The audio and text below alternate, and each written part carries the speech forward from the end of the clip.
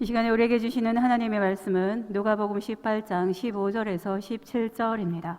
제가 보는 성경으로 신약 126쪽입니다.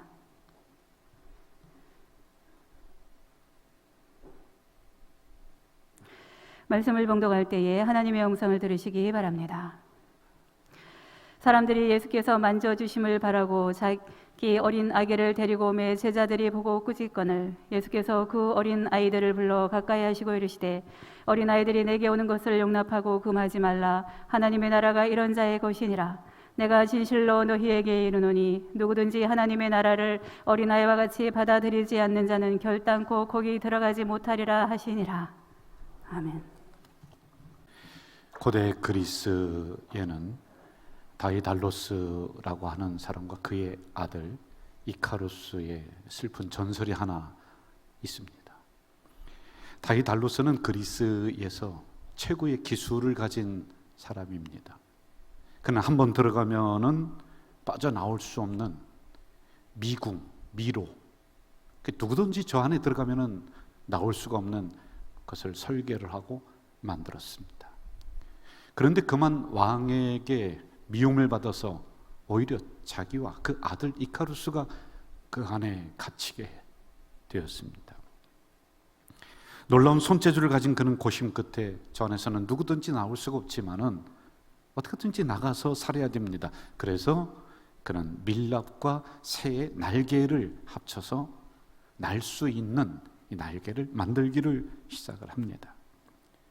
그리고 아들에게도 날개를 하나 만들어줬습니다. 마침내 완성된 날개를 가지고 저 미궁을 빠져나와서 하늘을 막 날아갈 수 있도록 그렇게 되었습니다. 그런데 그때 한 가지 아들에게 이렇게 교훈을 합니다. 아들아, 내가 만약 낮게 나르면은 저 바다에 빠질 것이다. 그래서 죽을 것이다. 그리고 네가 만약 너무 높게 나르면은 저 태양빛에 의해서 너의 밀랍이 날개가 녹아내려서 너는 바다에 빠져 죽을 것이다. 그러므로 알맞게 날아야지만이 된다라고 하는 가르침을 주게 됩니다.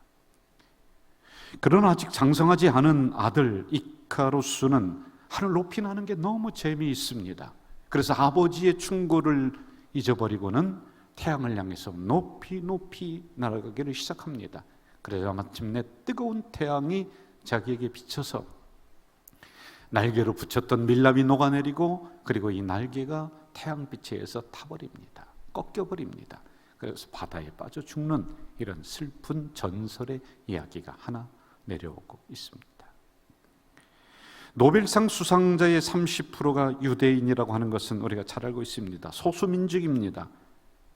굉장히 차별을 많이 받았던 민족들입니다. 그런데 그것을 극복하고 세계적으로 경제, 철학, 과학 모든 분야에서 뛰어난 민족으로 이스라엘 민족이 자리를 잡고 있습니다. 그들이 머리가 똑똑해서 그럴까요? 아닙니다. 정통 유대인들의 교육 방법을 보면 조금 이해가 될 수 있을 것 같아요. 이 유대인 학교의 학생들을 불러 모읍니다. 그러면은 아침에 1시간 동안 기도회를 합니다. 선생님과 함께 나라와 민족을 위해서 계속 기도합니다. 그리고 오전 내내 성경 공부를 합니다. 그들의 커리큘럼이 그냥 학교에서 하는 게 보통 그렇습니다. 그리고는 점심을 먹습니다. 그리고 그 다음 오후에 자기들의 학과 공부를 하고 그리고 학교를 끝마치게 됩니다. 그래서 이들이 가지고 있는 생각은 교육은 소모가 아니라 투자이다. 여러분, 국방비와 맞먹을 정도로 교육에 대한 투자를 이들은 하고 있습니다. 철저한 개념을 가지고 있습니다. 교육에 투자하는 것이 이스라엘을 강하게 만들었다. 그리고 그 민족이 세계를 선도하도록 만들었다라고 하는 것입니다. 저는 교육전사로부터 수십 년 동안 현장에서 아이들을 가르치며 그렇게 경험해 왔던 전도사 시절이 있었습니다. 도목사 때도 그렇게 했습니다. 그런데 좀 미안한 이야기지만 그때 당시에 많은 부모님들이 목사님, 전도사님, 이번 여름 성경학기 때 우리 아이는 못 보내요. 여름 수련회 보낼 수가 없어요. 그래, 왜 그러십니까? 학교에서 하는 또는 학원에서 하는 이런 영어 캠프가 있고 무슨 캠프가 있고 무슨 캠프가 있는데 그쪽으로 보내야지 우리 아이가 더 크게 되고 더 성공할 수 있어요. 뭐 심지어는 주일에도 그렇게 하는 직분자들이 많이 있었습니다. 30년이 흘렀으니까 그때 그 아이들이 지금 성장한 것 제가 눈으로 보지 않습니까? 그렇게 했으면은 세계적인 인물이 되어서 날개를 가지고 성공의 날개짓을 하며 다닐 것 같았는데 그렇지 못합니다. 최근 기독교 중고등학생을 대상으로 설문조사를 했습니다. 주일에 과외, 보충 수업, 뭐 여러 가지 학위를 올리는 공부를 능력을 올리는 것 거기에 갔는데 학습 능력이 올랐느냐? 72%가 아니다. 오히려 학생들은 주일에 안정감을 갖는 휴식이 필요하다는 것입니다. 그것은 하나님께 기도함으로 정신적인 갈등이 줄어든다. 중압감에서 벗어날 수가 있다. 불안한 미래를 하나님에게 맡기며 주님에게 맡기며 가는 것, 그것이 바로 학업에 정진할 수 있다는 조사가 더 많이 나왔습니다. 여러분, 세계적인 대학 하버드 대학이 있습니다.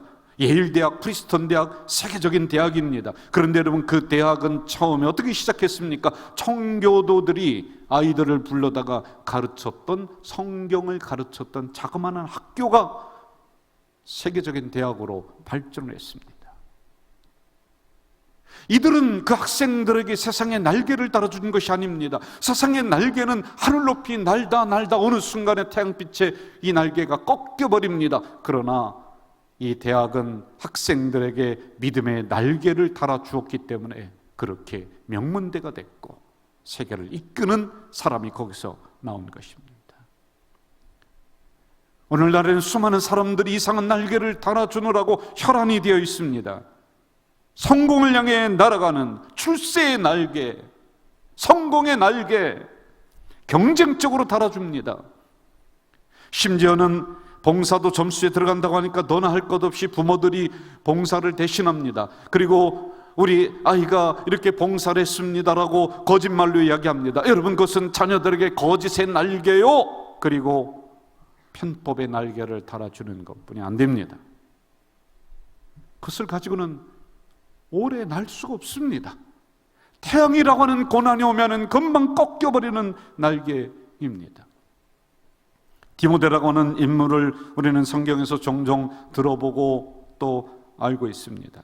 그런데 성경은 이렇게 기록하고 있습니다. 외조모 로이스와 어머니 유니게로부터 거짓 없는 믿음을 물려받았다. 거짓 없는 믿음의 날개를 가지고 그 세계적으로 다니면서 그렇게 하나님의 이름을 소문내게 했던 세계적인 인물이 되었던 것입니다. 원래 교육이라고 하는 단어는 라틴에서 나왔는데 안에 있는 것을 끄집어낸다, 그리고 경작해 준다, 그리고 재배해 준다. 우리 안에 있는 것을 그렇게 한다는 것입니다. 하나님이 주신 원래의 능력이 우리들에게 있습니다. 그런데 잠재되어 있습니다. 그러나 이것을 발휘할 수 있도록 교육이라고 하는 제도, 하나님 말씀이라고 하는 제도를 가지고 그 심령 속에 있는 것을 끄집어내주고 경작해주고 재배해줍니다. 배우다라고 하는 히브리어는 라마드, 이것은 뾰족한 막대기로 콕콕콕콕 찌르는 거예요. 배우는 거 힘듭니다. 지겹습니다. 그런데 여러분, 이렇게 가르치고 배우는 것, 그래서 우리 안에 있는 것을 다시 끄집어내주고 경작해주고 재배해주지 않으면 과연 어떻게 될까요? 미래가 없습니다. 미래를 보장할 수가 없습니다. 그래서 우리는 이번 여름에 우리 교사들 교회학교 사역 현장에 투입돼서 우리 교회학교가 이틀 3일간 집중적으로 교육을 하는 것입니다. 마치 태양과 같은 하나님의 빛이 세상에 편만해 있습니다. 그런데 이것을 가지고 우리 교사들이 돋보기가 되어서 이 빛을 받아서 우리 학생들에게 초점을 탁 맞춰주는 이틀간 3일간의 이 여름 성경학교, 그리하면은 여러분, 이 안에서 성령의 불이 일어날 줄 믿습니다. 이 안에서 부흥의 불이 일어날 줄 믿습니다. 이 안에서 진정한 성공의 불이 일어나는 것입니다. 최근에 나온 자료 하나 보실까요? 우리 통합 측에서 나온 자료인데 몇 년 전과 지금을 이렇게 비교한 자료입니다. 한 몇 년이 흐르는 동안에 이 코로나 기간도 있지만은 절반의 아이들이 싹 사라져 버렸어요. 없어졌습니다, 여러분. 원인으로는 저출산으로 인해서 아이들이 근본적으로 줄어들었다, 맞는 말 같습니다. 그런데 내부적으로는 문제가 없을까요? 주일학교에 대한 인식의 문제가 있어요. 왜? 주일학교는, 교회학교는 소비하는 부서다, 헌금 나오지도 않는다, 이 생각이 있다는 거예요. 주일학교 교육에 대한 투자를 안 합니다. 그러니 자연히 줄어들 수밖에 없습니다. 그러면 미래가 없습니다. 교사들의 헌신도, 옛날에는 여러분 아침 일찍 일어나서 학생들 집집마다 들려서 내 자동차에 아이들 가득가득 싣고 왔는데, 지금은 교사들의 헌신도 떨어졌습니다. 안 합니다. 돈 들어간다고 교육 전문가 부서마다 배치해야 되는데 그거 하지 않습니다. 그리고 교회 교육이 재미없다고 합니다. 그러므로 이 성경 이거 너무 고리타분하고 재미없다, 이걸 뒤로 숨기고 이상한 세상적인 것, 재미있는 것으로만 나갔던 이러한 복합적인 이유로 줄어든 거예요. 코로나만이 아니에요. 그럼 어떻게 될까요? 하나님을 모르는 세대가 일어나게 됩니다.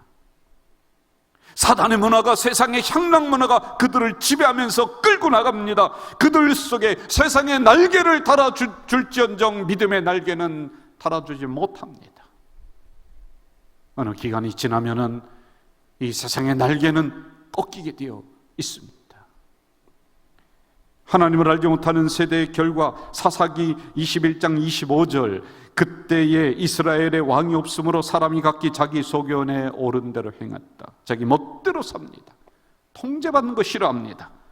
간섭받는 거 싫어하는 세대가 일어납니다.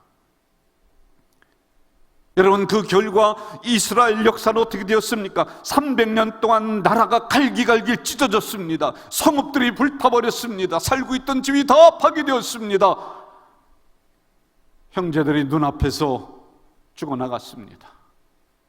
어머니 아버지가 적들에 의해서 칼로 칼부림 당하는 것을 눈으로 보는 이런 슬픈 역사를 맞이했습니다. 오스카 와일드라고 하는 사람이 이렇게 말합니다. 하나님 없는 교육은 현명한 악마, 현명한 사단을 키우는 것과 똑같다. 1960년대, 1970년대, 1980년대 초까지 여러분, 여름 되면은 흰 구름 뭉게뭉게 피는 하늘에 북치고 장구치고 나가서 여러분 가서 골목마다 다녀오십시오. 그리고 이만한 여름 성경학교 한다는 포스터 한 장만 붙여도 아이들이 구름대처럼 몰려왔습니다. 환경 좋았지 않습니다. 나빴습니다. 그런데 그런 열악한 환경 속에서도 우리 선생님들이 하나님의 태양빛, 편만에 있던 태양빛을 쭉 받아서 돋보기가 되어서 이 태양빛 말씀을 모읍니다. 이 모은 걸 가지고 돋보기가 되어서 학생들에게, 이 백지와 같은 학생들에게 초점을 맞춰서 계속 이틀 동안 3일 동안 비춰줬더니 그 안에서 성령의 불이 일어나고 부흥의 불이 일어나고, 그래서 여러분 우리 한국교회가 그거 먹고 지금까지 살았던 것입니다. 여기 그런 분들입니다.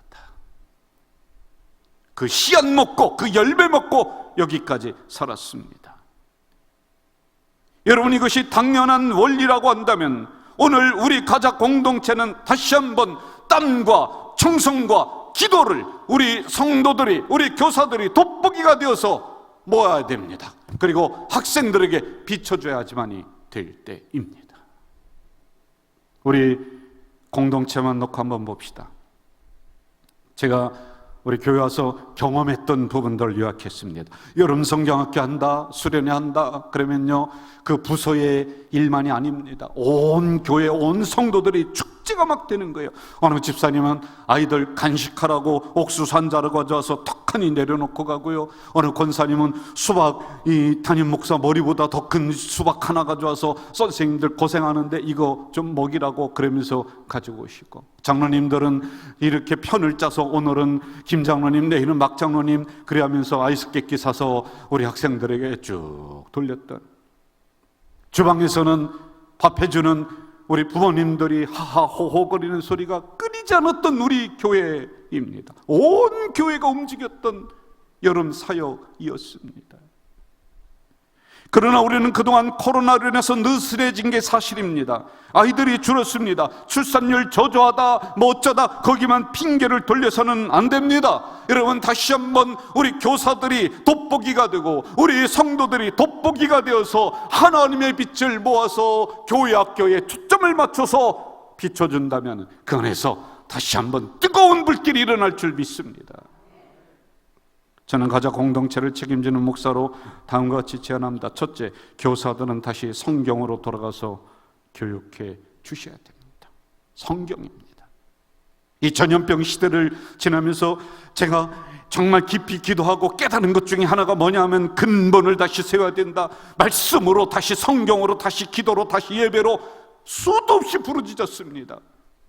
그런데 우리 한국교회가 이 기간을 지나면서 깨달은 것 같아요. 그래서 온 교회들 보니 다시 말씀으로 돌아가자, 말씀으로 돌아가자. 여러분, 왜 그런지 아십니까? 많은 프로그램 해봤는데 이 프로그램이 사람을 살리는 것이 아니라 하나님의 말씀이 사람을 살린다, 이걸 깨달았기 때문에 다시 성경으로 돌아가는 것입니다. 유니게가 디모데에게 성경을 가르쳐 주었고 물려주었습니다. 한나가 사무엘 그 선지자에게 성경을 물려줬습니다. 수산나가 감리교 출신 웨슬레라고 하는 목사님에게 성경을 물려줬습니다. 그랬더니 이들이 믿음의 날개를 달고 쫙 피면서 세계적으로 날아다니는 인물이 되었습니다. 교육이 다음 세대의 날개를 달아준다면 그 날개는 어떤 날개가 되겠습니까? 제가 앞부분에서 이카루스의 전설의 이야기를 했듯이 세상의 날개 달아주면 언젠가는 꺾입니다. 태양빛 내리쬐면 꺾입니다. 그러나 여러분, 구약 성경에 보면 전혀 다른 차원의 날개가 나옵니다. 이사야 40장 31절, 오직 여호와를 앙망하는 자는 새 힘을 얻으리니 독수리가 날개치며 올라감 같을 것이요 다른 박질하여도 곤비하지 아니하겠고 걸어가도 피곤하지 아니하리로다. 할렐루야. 여러분, 여기에 나오는 날개는 우리들이 세상에서 추구하는 날개와는 차원이 다릅니다. 부모가 인위적으로 달아주는 날개가 아닙니다. 세상적인 성공이나 출세의 날개가 아닙니다. 하나님이 달아주시는 믿음의 날개인 줄 믿습니다. 그 날개의 작동 원리는 오직 하나님만 바라봐라, 오직 하나님만 바라봐라, 믿음으로 이 믿음의 날개가 작동되는 것인 줄 믿습니다. 이것을 2일 동안 3일 동안 우리 교사들이 하는 거예요. 그래서 학생들에게 믿음의 날개를 달아주는 것입니다. 저는 주일이면 하나님 말씀을 가지고 다시 우리 성도들에게, 여러분들에게 믿음의 날개를 달아주는 것이 바로 지금 이 사역입니다. 여호와를 앙망하는 사람은 새 힘을 얻는다. 독수리가 날개치며 올라감 같이 태풍을 뚫고 고난을 뚫고 날아갈 수 있다. 이 믿음의 날개를 달아주는 이 사역을 하고 있는 것입니다. 여러분, 이 일에는 목숨을 걸어도 가치 있는 일입니다. 교사들도 목숨 걸고, 저도 말씀 전하는데 목숨 걸고 그리하게 된다면 우리 가족 공동체는 다시 한번 부흥의 불길, 성령의 불길이 일어날 줄로 믿습니다. 일어날 줄로 믿습니다. 가족 공동체를 책임지는 목사로 두 번째, 다음과 같이 제안합니다.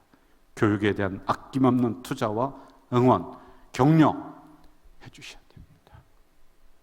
제가 2005년 8월에 왔다고 했습니다. 근데 그때 왔을 때 2006년, 2007년, 2008년, 2009년, 2010년 요 어간에 막 보니까요, 학생들이 막 오는 거예요. 지하에 앉을 자리가, 아이들이 자리가 없습니다. 그래서 지하에 있는 공간을 이렇게 트고 저렇게 트고 뭐 이렇게 하고, 그래도 앉을 데가 없어요. 그때는 2층에서 학생들이, 중고등학생들이 저 위에서 칸막이를 탁 치고 예배를 드리는데 너무 안타까웠어요. 밑에서는 어른들이 찬송하고 예배드리면은 저 위에서는 학생들이 예배드리고, 이게 뭐 서로다가 그냥 주거니 받거니 하는데 서로 집중이 안 돼요. 왜? 아이들이 자꾸 늘어납니다.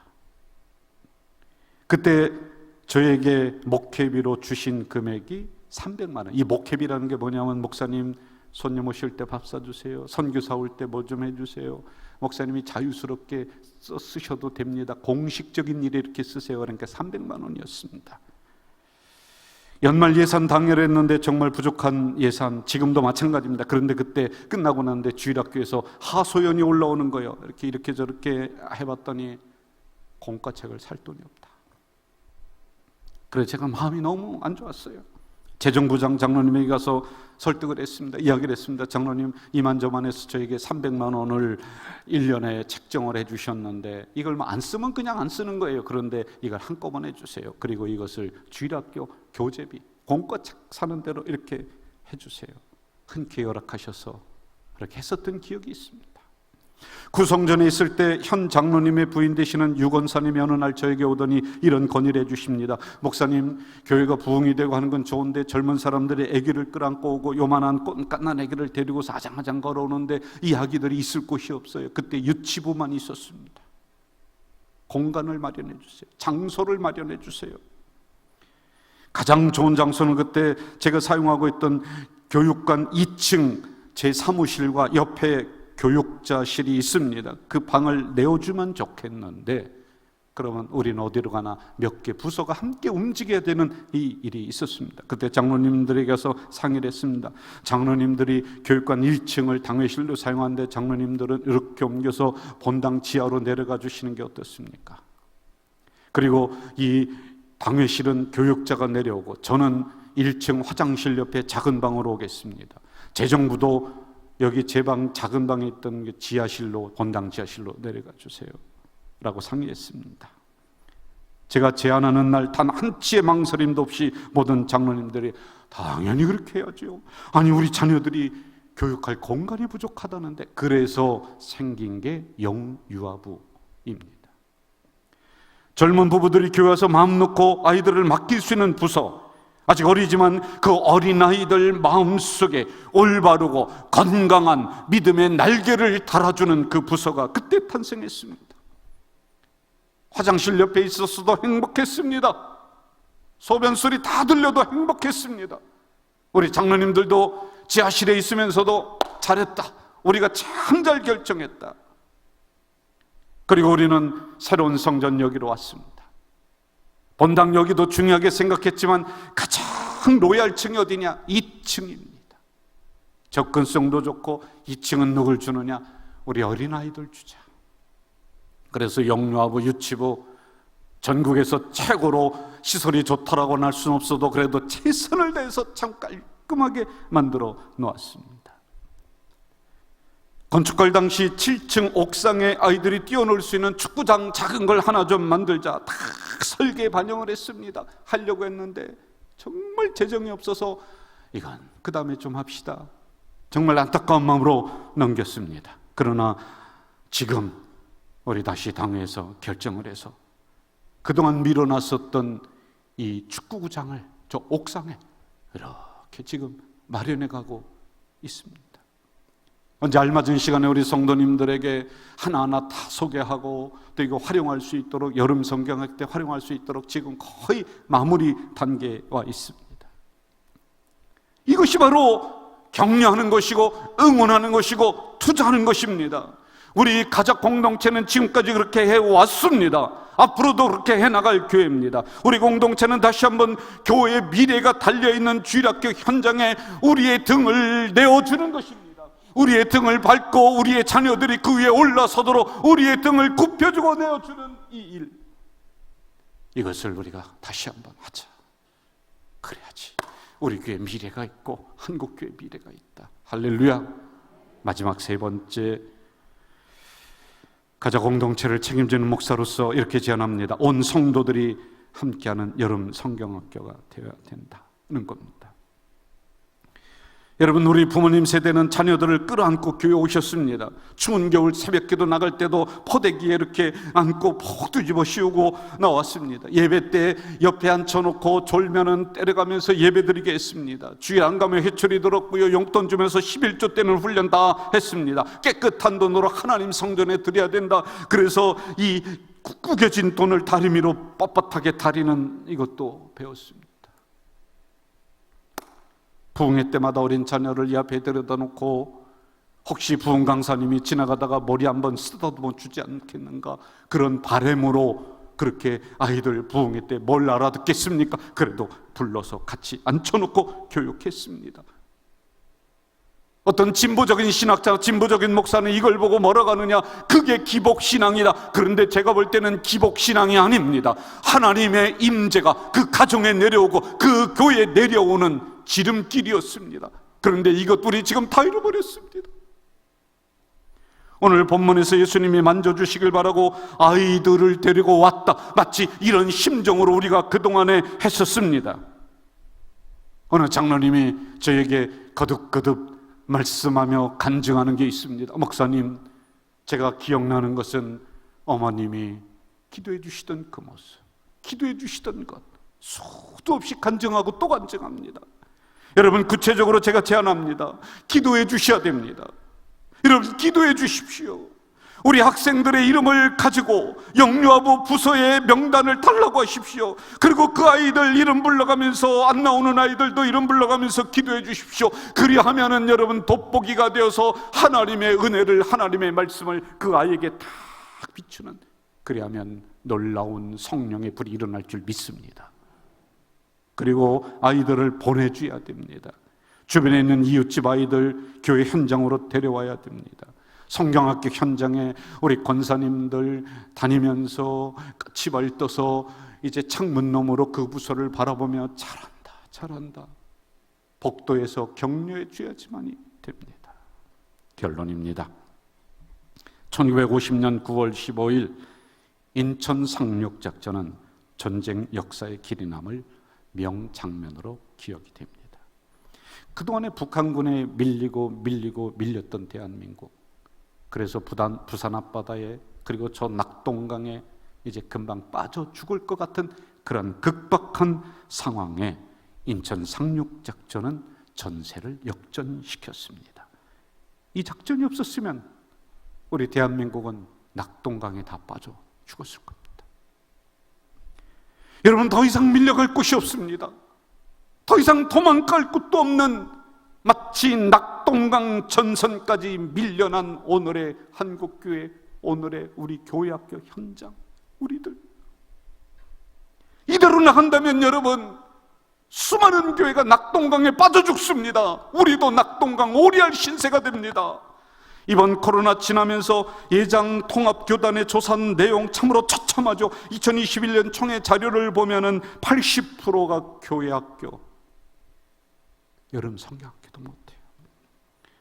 인천 상륙작전을 계기로 국군과 유엔군이 수세에서 벗어나 반격을 시작하는데 결정적인 계기가 인천 상륙작전이 되었습니다. 여러분, 이번 여름 행사가 영적인 인천 상륙작전이 되어야 될 줄 믿습니다. 전환점이 되어야 될 줄 믿습니다. 그래서 다시 한번 우리 다음 세대, 우리 모두가 돋보기가 되어서 하나님의 편만한 빛을 이곳으로 끌어모아 우리 교회학교 부서에 딱 비춰줄 때 부흥의 불, 성령의 불이 일어날 줄 믿습니다. 다시 교사들은 이번 사역에 목숨을 거십시오. 온 성도들은 기도해 주십시오. 교사들을 격려해 주십시오. 어린아이들을 전도해 주시고 여러분의 자녀들 다시 교회학교에 보내줘야지만이 우리 교회가 영적 인천 상륙작전에 승리할 줄 믿습니다. 하나님 아버지, 이제 오는 주일 토요일부터 여름 사역이 시작이 됩니다. 그동안에 우리는 코로나 때문에 두 손 두 발 다 놓아버렸습니다. 그랬더니 우리는 낙동강까지 와버렸습니다. 더 이상 밀려날 데도 없습니다. 이대로 있다가는 다 낙동강에 빠져 죽습니다. 부산 앞바다에 다 빠져 죽습니다. 하나님, 코로나가 끝난 것은 아니지만은 조심조심하면서 이 영적 인천 상륙 작전을 하는데 이번이 기회가 되게 하시고 전환점이 될 수 있도록 전세가 역전되는 은혜를 내려 주시옵소서. 우리 교사들이, 성도들이 돋보기가 되어서 편만한 하나님의 빛을 이곳으로 모아 학생들에게 초점을 맞춰 비춰줄 때 거기에서 부흥의 불씨, 성령의 불이 일어날 줄 믿습니다. 예수님의 이름으로 기도하옵나이다. 아멘.